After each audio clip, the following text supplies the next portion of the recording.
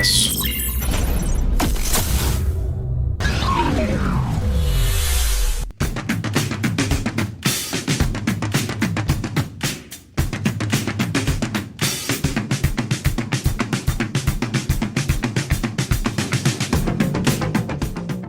Saudações, robôs mutantes e alienígenas. Há 60 anos, 4 civis alcançaram o espaço tal qual as grandes empresas estão fazendo em 2021. Mas, diferente dos voos impulsionados por empresas como Amazon e Virgin, o voo espacial de Reed, Sue, Ben e Johnny é que impulsionou todo o universo Marvel. Mesmo estando com pouco destaque atualmente, a primeira família estará em destaque em breve no MCU, apresentando para um grande público alguns momentos clássicos que queremos discutir aqui nesse especial em 4 partes. 4 programas, 4 fases memoráveis, 4 heróis da ciência. Participando aqui comigo dessa iniciativa fantástica, temos ele, o sobrinho favorito da tia Petúnia, Jamerson Tiossi. Em chamas! E o cabeça de fósforo, Reginaldo Yalmé. Essa fala era minha, né? Pra você ver, né? Família é isso aí, né? Não é o clima de família.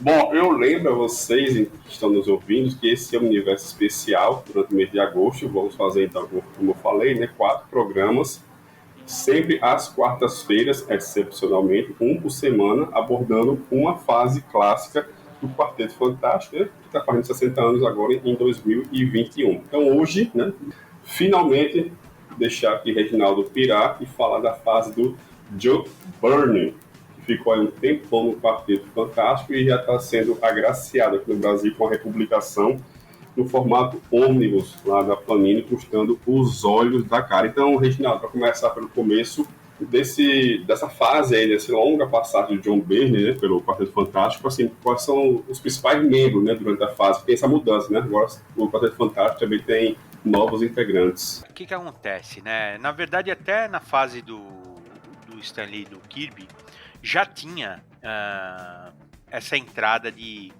membros, mas não era nada assim muito sólido, assim, né? Muito confirmado, né? Assim, ou vamos dizer assim, muito estabelecido, né?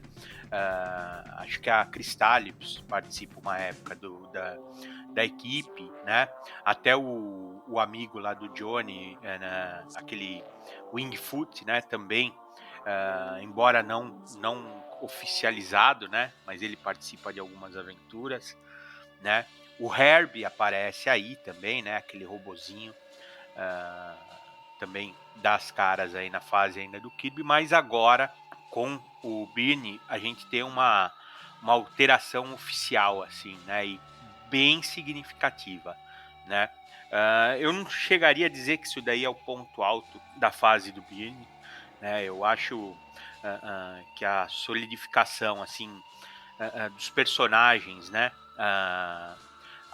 Se o Kirby desenvolveu uma família, né? O Kirby e o Stan Lee desenvolveram uma família, agora eu vejo o Byrne desenvolver o lado científico deles, ao mesmo tempo que ele também deixa os personagens crescerem um pouco mais, né?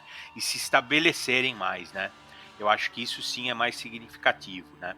E tem também, como eu falei, a passagem da Mulher Hulk entrando na equipe, que eu acho um achado, assim, eu acho uma coisa maravilhosa, uma adição maravilhosa, combina bem demais, tanto é que eu prefiro ela no Quarteto Fantástico do que nos Vingadores, por exemplo. Eu acho que ela ficou muito bem lá, né? Uma substituição, com cara de substituição, não maquiaram nada, e isso é que é legal, né? Que ela vai se adaptando aí.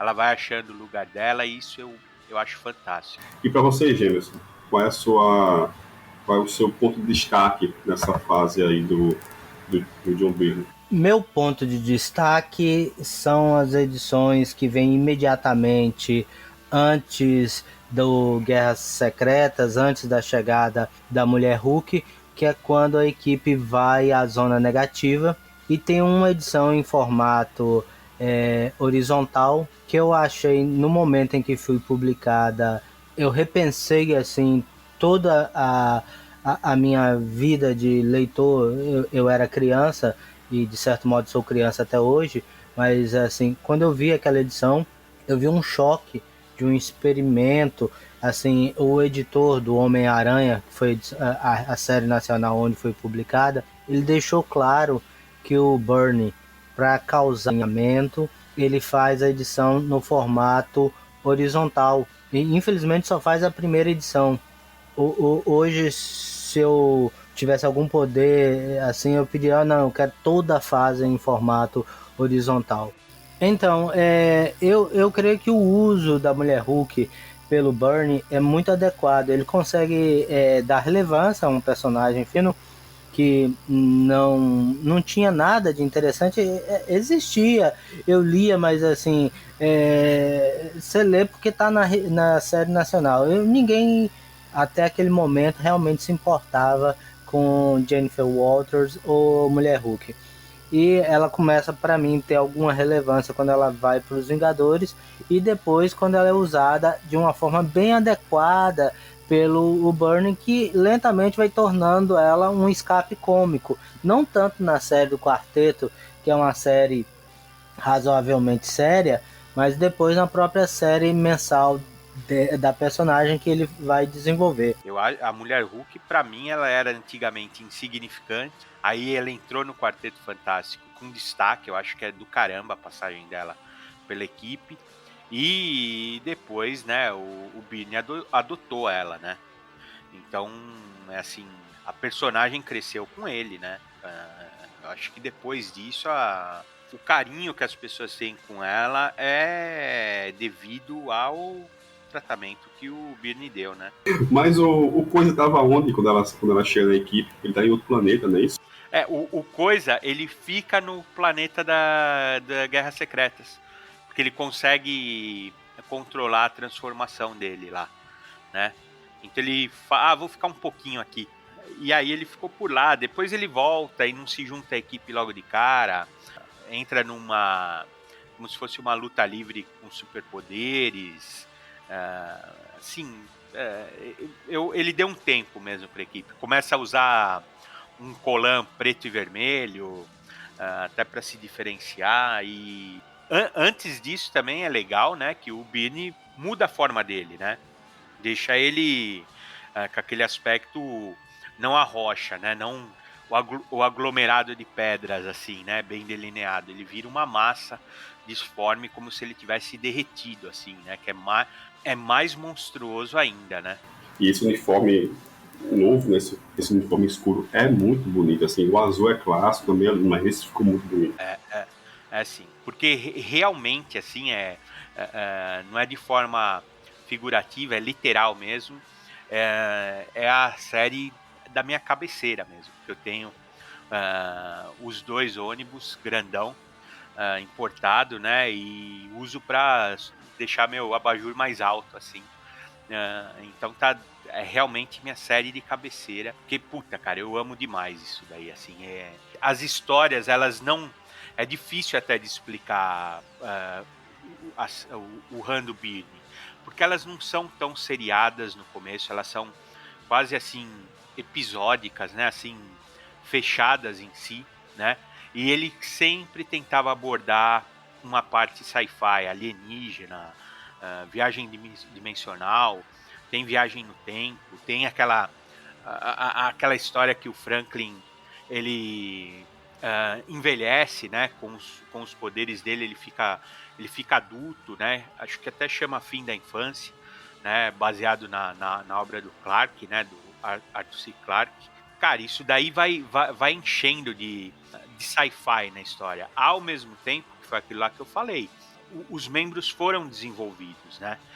A gente costuma destacar a passagem da Garota Invisível para a Mulher Invisível, que eu acho fenomenal, né? Ela se posiciona, o Byrne até coloca ela como o mais poderoso membro do quarteto, porque ela é de fato poderosa, né?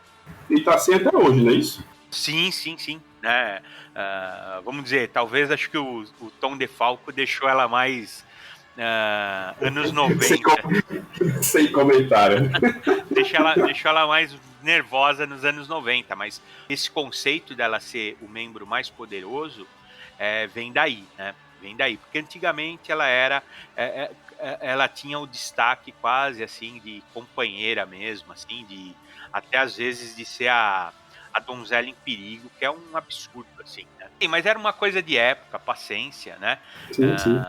Mas quando o Byrne entrou, você pode falar 1001 defeitos dele, mas que ele realmente valoriza a personagem, aí é indiscutível, né? Os outros também tiveram evolução, né? Eu acho que ele começa a desenhar o Reed como aquele tom maquiavélico que ele hoje eu acho que faz parte da personalidade dele, mas aí ele só pincelou um pouco. O Coisa, ele realmente estabelece que ele gosta de viver naquela forma monstruosa, né? É uma decisão dele, até é o Franklin que revela isso para o pai, né? E até o Tocha ganha um destaque, né? Ele tem uma história bem dramática, de uma criança que se queima, assim, é uma história bem dramática mesmo.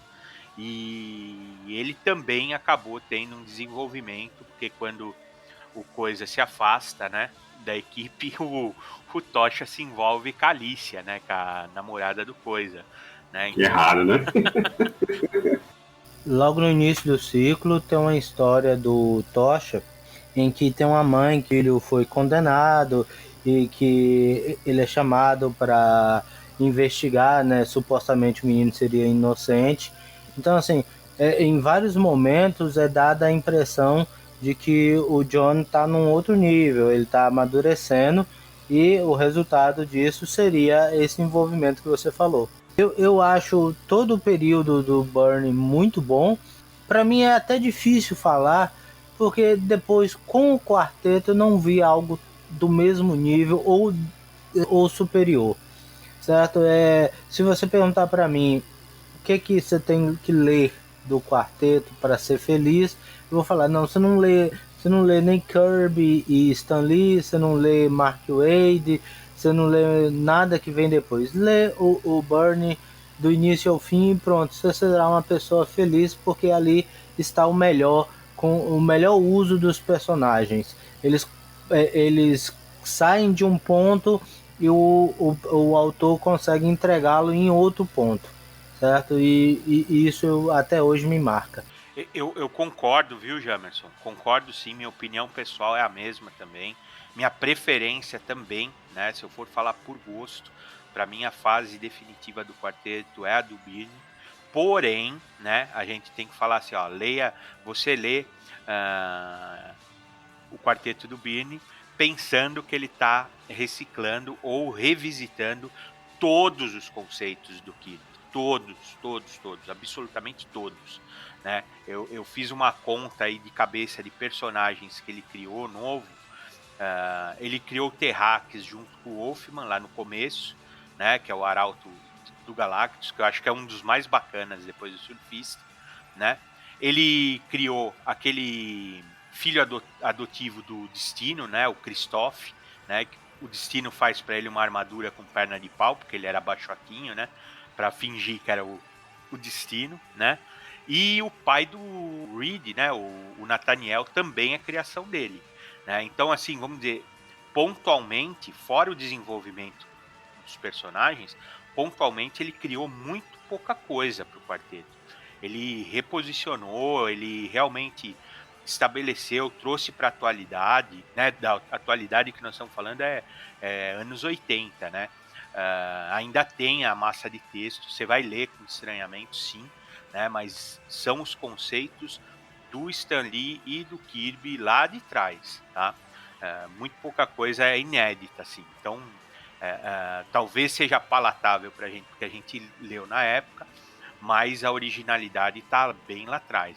Quando a gente fala dessa questão da massa de texto, primeiro eu quero dizer que eu concordo que há uma massa de texto, sim, e que há às vezes aquele negócio muito característico do Stan Lee, que é o Homem-Aranha tá cruzando a cidade, aí ele fala, o Homem-Aranha cruza a cidade, e aí o balão de pensamento do Homem-Aranha, enquanto eu cruzo a cidade para chegar no diário. Mas assim, era o padrão na época, ninguém fazia diferente. E eu creio que até se alguém tentasse fazer diferente na época, ele seria mal visto pela indústria. Não porque eles ganhassem por toque, mas eles ganhavam por página. Tanto que os experimentos hoje em Steranko, eles comprovam em parte isso, né? E o próprio Byrne faz um experimento desse em Tropa Alpha. Então, assim, eu acho que é o padrão da época. Mas hoje eu fui reler, 4 de agosto de 2021, eu fui reler 2 edições. Além de eu reler rápido, foram 12 minutos, certo? Eu achei fantástico. Eu achei. E eu li as edições da nova tradução da Panini. Então, assim, eu achei um trabalho que me deu vontade de poder despender do meu orçamento 500, 600 reais para comprar as 2 edições. E vou ser sincero com vocês, ainda que eu não goste do formato, certo? Mas eu vou tentar fazer o possível para no Natal eu conseguir comprar essas edições. Eu achei que quando eu fui ver os extras, você falou aí dos personagens, o quinto, eu queria só, a gente tá falando do Byrne, mas eu queria só falar uma coisa que eu vi ao ver a edição da Panini, que é um ônibus que trata do período Byrne, por isso que eu vou comentar. Mas aí tem uma página que conta quais foram os membros do Quarteto Fantástico. E tem um assim que a gente nem associa, que é o Poderoso, que é o Luke Cage. Então, assim, é uma edição muito legal e é uma fase característica da indústria, certo? Muito texto. Não tem nenhuma revista daquela época que não tivesse muito texto. Você vai se dar de presente de Natal os 2 ônibus, Jamerson? Bom, então dá pra mim também, hein? Comprar um pra 2. Não, você merece, Jamerson. Você é um bom menino. Tem que se dar assim. Então, assim, só para complementar, eu também passei por isso, Jamerson. Eu li, assim, vou ler aqui, sabe, 2 dias antes, porque não vai dar tempo. Cara, quando eu vi, eu tinha terminado. Então, eu reli no outro dia, sabe? Eu reli 2 dias seguidos. Tá tudo bem, né? Separamos só dois exemplares para falar aqui hoje. Mas, cara, é muito rápido, porque é muito bom, é muito gostoso de ler. Assim, um texto delicioso, uma arte, né? Não vou nem entrar em detalhes da arte, acho que a gente podia evitar falar da arte do Byrne aqui, porque vamos perder só tempo, porque é unanimidade, que ela é linda. Mas, assim, ele também dá seguimento naquela ideia que tinha lá, que nós falamos no programa anterior, né? Do Stanley e do Jack Kirby, de, assim, a história não termina, né? Vai emendando uma história na outra, vai puxando, a história vai seguindo, assim, eternamente, só que com mais elaborado, né? Era outra época, era outro editor, assim, então as coisas mudaram. E aí, James, nós escolhemos aqui hoje, né, assim, a princípio, todo mundo pensava, vamos falar do julgamento, né, do julgamento, assim, será muito batido, e aí selecionamos o Quarteto Fantástico 267 e 268, né, que foi publicado aqui no formatinho do Homem-Aranha, né, lá para o número 70 e alguma coisa, né, 2 histórias escritas, né, e desenhadas pelo John Byrne, e que a gente já pega a Sui Grata, né, muito doente no hospital, e a mulher Hulk tinha acabado de entrar na equipe, né? Então é esse o contexto que a gente se encontra, né? O Coisa está fora, né? Tá lá na Guerra Secreta, perdido, tá lá, a Sui no hospital, e para resolver o problema da Sui, né? Tentar resolver os problemas de saúde dela, né? Em estado de gravidez, né? Ela já tinha tido o Frank, né? O Frank já existia. Eles vão atrás do Dr. Octopus, né? Esse é o contexto da história, James. Eu queria só começar com o contexto de Guerras Secretas, né? Guerras Secretas, ela foi uma série mensal nos Estados Unidos que durou 12 edições. Só que ela tinha uma estrutura da seguinte maneira: em uma edição, ela terminava com os heróis sendo transportados para um mundo de batalha. E na edição seguinte, do mês seguinte da série mensal, os heróis chegavam do mundo de batalha modificados. Então a gente não sabia o que aconteceu com Coisa. Nos recordatórios é dito que ele ficou lá no mundo de batalha, mas não se sabe qual foi o motivo que ele ficou. Então, assim, poderia elaborar. A mesma coisa é com o Homem-Aranha. O Homem-Aranha entra com o uniforme dele vermelho e azul na máquina, e depois, na edição seguinte, ele volta com o uniforme preto. Ninguém sabe o que aconteceu. E aí, ao longo daquelas 12 edições, que foram mensais, certo? Então, na verdade, o público que só leu a série regular do personagem, só vai descobrir o que aconteceu no mundo de batalha ao final da minissérie Guerras Secretas. O que aconteceu?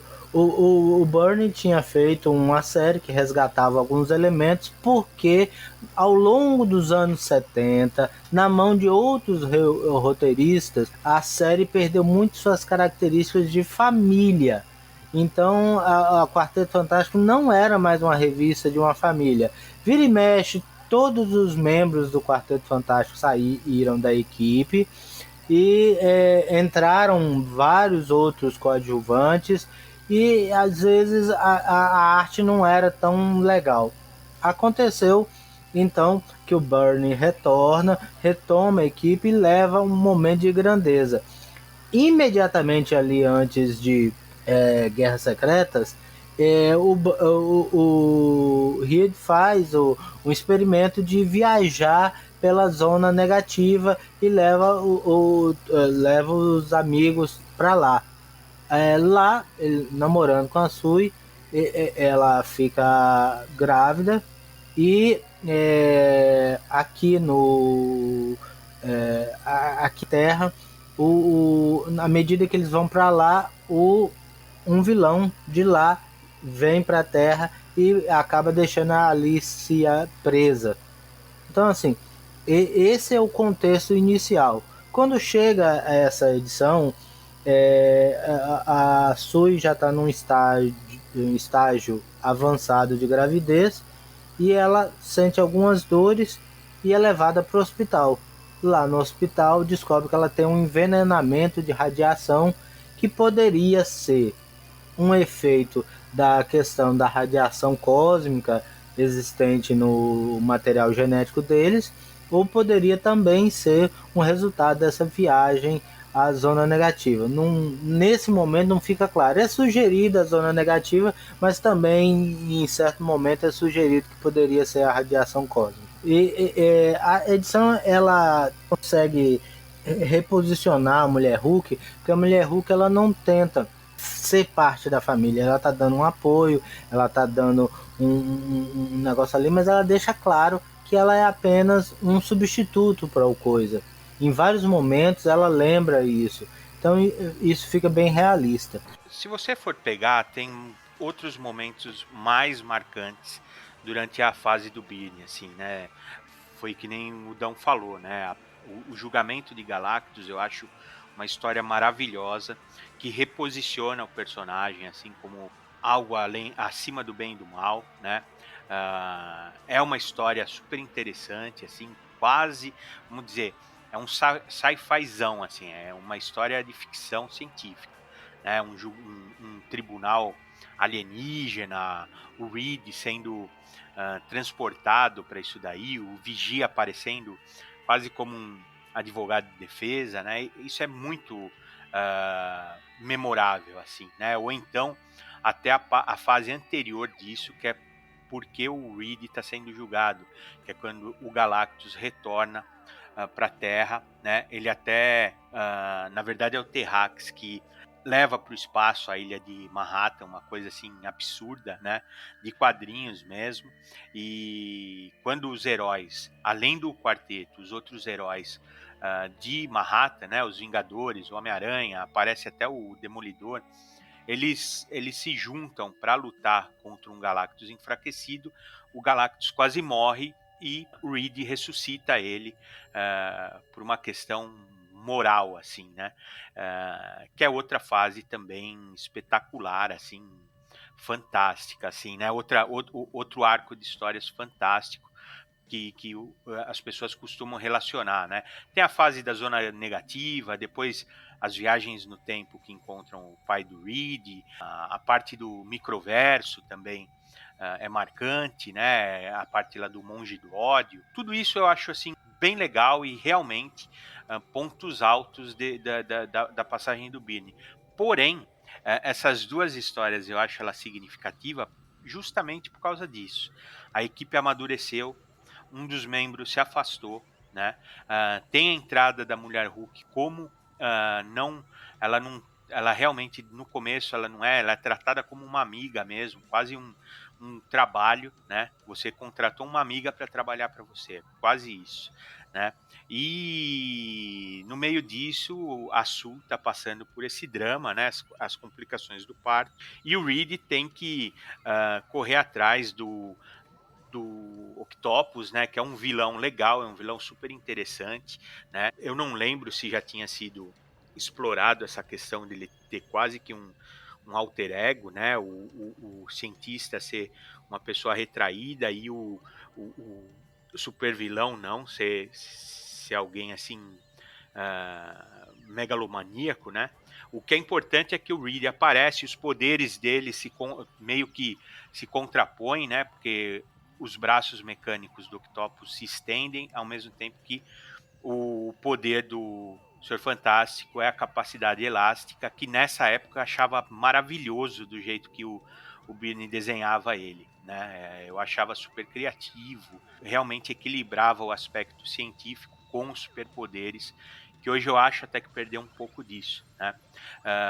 E realmente ele foi aí que eu falo, né? Já aparece uns tons maquiavélicos no Reed, a forma como ele manipula o Octopus, né? E que no final disso é super dramático, porque ele consegue levar o Octopus até o hospital, né? Porque o Octopus é perito em radiação. Esse foi o motivo dele ter construído as próteses mecânicas, né? E chega lá e a Sue já tinha perdido o bebê, que é uma cena também fantástica de quadrinho, né? É o Byrne fazendo Miséria, né? Só com aquele quadro pequenininho na página preta, né? Mostrando que o mundo acabou, né? Pro Reed naquele momento. E a sequência, o episódio de sequência, como a gente fala assim, que esse era o ritmo do quarteto na época, é o Johnny levando a Mulher Hulk para conhecer o edifício Baxter, né? E naquela de apresentar as coisas, eles passam pela máscara do Destino, né? A máscara do Doutor Destino, que só tinha sobrado ela depois de uma história aí complicada, que eles achavam que ele tinha morrido, tinha desaparecido, né? E a máscara é acionada, né? E dá trabalho para os dois, assim, um absurdo. Só a máscara dele já é um absurdo de poderosa, e parece até que ela tem vida, assim, ela você que gosta, Jamerson, ela parece um vilão do Doctor Who, assim, né? Do que ela é, assim, uma coisa impessoal, né? Uma coisa mecânica que você dá para ela um ar maléfico, assim. E, cara, eu acho demais essa história, demais, assim, super simples e super bacana, né? Você ainda vê um restinho, né? Você ainda vê eles como família, preocupado com a Sue, né? Ao mesmo tempo que a aventura não pode parar, porque você está lendo uma história em quadrinho. Então eu acho ele super significativo, esse arco aí, essas duas histórias, né? Eu acho que caracteriza bem o que era o run do Byrne, né? Tem uma história um pouco antes, que é quando o mestre dos bonecos prende a Alicia e o Ben numa vila artificial, que eu acho também muito significativo. É uma história dupla, eu acho também que vale a pena ser conhecido. Mas essas que você escolheu são muito adequadas. Eu tenho, Jamerson, eu tenho o Artist Edition dessa história. Então é sinal de que a Não, ela é gente. maravilhosa, cara. Ela é maravilhosa, porque mostra os quatro. Na verdade, não é só o Ben e a Alicia, são todos eles tendo uma vida pacata, assim, como se fosse um subúrbio, né? Sem poderes. E eles são, na verdade, miniaturas, bonequinhos, assim, numa maquete do mestre dos bonecos, que era um vilão, vamos falar a verdade, era um vilão bosta, né? Só que só tinha uns cílios bonitos, assim, porque não sei porque desenham ele com cílios grandes, assim, até um negócio meio horripilante a cara dele, mas ele não tinha importância nenhuma e ele aparece nessa história aí. A importância dele é ser pai da Alicia, ainda que é padrasto da Alicia. É um padrasto, né? Ele é um padrasto.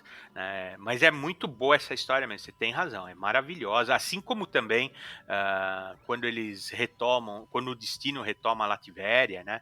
Também é linda, linda, linda as páginas, assim, Não, e outra coisa, eu vou interromper mais uma vez, a história Interlúdio. Tem uma história que chama Interlúdio, que é exatamente o destino narrando a vida dele, né? E a motivação das coisas dele, que é uma história imediatamente anterior a essa retomada da Latvéria. Você vai, nós vamos ficar aqui se esticando e lembrando só fases maravilhosas, assim, né? A zona negativa, a viagem à zona negativa é demais, assim, é muito boa, né? É curioso que o Run do Birney começou mais heróico, né? Até aquela história lá do Esfinge, ela é bem aventureira, mas é com o Wolfman, se eu não me engano, o roteiro é do Wolfman, não é do Birney. O Birney estava só desenhando. Não, é do Wolfman, e na verdade é bem anterior, né? Essa história é uns 2 ou 3 anos antes do início da fase. Porque hoje eu até estava pesquisando, eu vi que o Doug Moench e o Bill Sienkiewicz ficaram um ano completos antes do Byrne assumir. E mesmo depois, o começo dele, até aparece o Blastar, depois aparece o Diablo. O Birney faz um passeio por todos os personagens originais do quarteto, né? E começa heróico, e aí ele começa a explorar a parte científica sem perder o tom pessoal, né? Também chega um momento que o Reed e a Sue eles vão morar também numa casinha, né, no subúrbio, para dar uma vida normal para o Franklin, né? O Franklin, olha, eu acho que é das poucas crianças bonitinhas que o Birney consegue desenhar, assim, muito pouca, né? Porque ele é baixotinho também, mas ele é um pouquinho, ele é menos atarracado do que as outras crianças que ele faz de braço curto, assim. Mas é demais, cara. Esse arco realmente, você tem razão no que você falou. É muito caro o busão dele, o ônibus dele, é muito caro, mas olha, assim, vale, eu acho que até vale a pena fazer uma economia, meu, e guardar isso, porque é algo incomparável nos quadrinhos, assim, tem poucas fases assim, com tantas histórias boas. Bom, então um papo assim para cada um. O vilão mais relevante da fase e qual é a passagem assim mais sci-fi. Vocês falaram umas 300 passagens, mas qual é assim que vocês marcam com passagem mais ficção científica desse Rando Birney? A fase mais relevante é aquela que eu abri comentando, a saga toda na zona negativa, com a formação padrão, imediatamente anterior a Guerras Secretas. E o vilão mais relevante é Doutor Destino, porque ele é o vilão. Né? Não há outro vilão para Quarteto Fantástico. O resto tudo é fichinha. Todos os outros são nota de rodapé. Certo? Quem lembra de Diablo, quem lembra de Mestre dos Bonecos, quem lembra de Aniquilador, Blastar, isso é nota de rodapé. Vilão é Doutor Destino. Não, eu concordo, não tem jeito. Você não consegue comparar com. Porque o Destino é o maior vilão do universo Marvel, eu acho, né? Assim, em termos assim de profundidade, capacidade. Então, vou economizar e concordar com o Jamerson, é isso aí. E parte científica, assim, ou sci-fi mais maluca que tem. Olha, essas histórias one shot, assim. São bem interessantes, né? São bem interessantes. Aquele que é uma criança alienígena, uh, uma edição só, bem curtinha, é bem legal, né? Aquela também que quando o ego chega próximo da Terra é bem sci-fi mesmo. Tem uma história paralela de um personagem que foi criado só para essa história que é bem legal, né? E eu acho que a viagem do tempo, quando eles encontram o pai do Reed, né? Aquilo lá é sci-fi puro, assim, sabe? Eles vão para o futuro e acabam encontrando uns cowboys com como se fossem uns cavalos mecânicos, assim, ao mesmo tempo. Parece muito o futuro do Olmec, assim, de certa forma. É uma terra desolada pela guerra e o pai do Reed é um dos senhores da guerra, se não for o principal, não lembro muito bem, assim. Eu acho que parte sci-fi mais interessante seria essa viagem no tempo. Não, ele é o principal, só que ele tá sendo enganado pela companheira dele, né? Pela esposa, né? Isso. É. O Mac esse que já fizemos um saco de anúncio, né, sobre esse Mac John Byrne, que é muito bom. Esse vale muitíssimo a pena. Eu acho que nem sai mais aqui, né? Saiu esse Mac do original do Kirby, a Panini publicou há pouquíssimo tempo nesse formato lá de Lendas do Mestre DC, mas o do Byrne eu acho que não saiu ainda. Então, para a gente fechar, já que vocês estão empolgadíssimos, pergunta clássica, né? Por que ele saiu do quarteto? Ele deixou o quarteto para lá e foi fazer outras coisas. O Byrne estava no auge aí nessa época. Tava, né, ele já, imagina que ele já tinha passado pela fase que chamam fase de ouro dos X-Men, né? E aí ele trabalhou com tudo quanto é personagem da Marvel. Acho que um dos poucos que ele não trabalhou é o Thor, né? E aí ele fez esse run super longo do quarteto, né? E eu acho que uma hora bastou para ele, né? Se eu não me engano, ele ainda faz a Mulher Hulk depois disso, não é, Jamas? Sim, a Mulher Hulk é depois. Ele faz primeiro a graphic novel e depois a série regular. E quando ele vai para DC? Ele vai para DC no segundo semestre de 1986, porque Superman o 1 é de janeiro de 1987 e a minissérie foi vendida de forma quinzenal. O Homem de Aço foi vendida de forma quinzenal a partir de junho de 86. Então a gente pode falar que em abril, maio, ele já estava trabalhando com o Superman. Eu gostaria de lembrar o seguinte: tem uma história do Monge do Ódio que lembra muito o argumento geral de Lendas, né? Se vocês fizerem ali, e ela também foi publicada em 1986, Lenda de 87, lembrando, mas assim, tem uma estrutura geral muito semelhante, certo? E eu acho que ele saiu por esgotamento, são 64 edições mensais, e também porque ele não tinha um bom relacionamento com o Jim Shooter, né? E Jim Shooter queria licenciar o Superman para Marvel. Tudo indica que iria conseguir, mas deu na água. Aí o desenhista do Superman na Marvel seria o John Byrne e o argumentista seria o Jim Shooter. Aí o Jim Shooter fez o Stigma e o John Byrne se tornou o artista do Superman na DC. É isso, né? Acho que a gente esgotar aqui não vai, né? Mas vocês conseguiram pirar um bocado aí, dar uma brincada boa, né? Nessa fase memorável. Bom, então é isso, amigos. Não esqueçam esse universo em agosto, especialíssimo, toda quarta-feira, um programa novo falando de uma fase marcante do Quarteto Fantástico. Então a gente volta semana que vem. Até lá. Até mais, em chamas! Eita!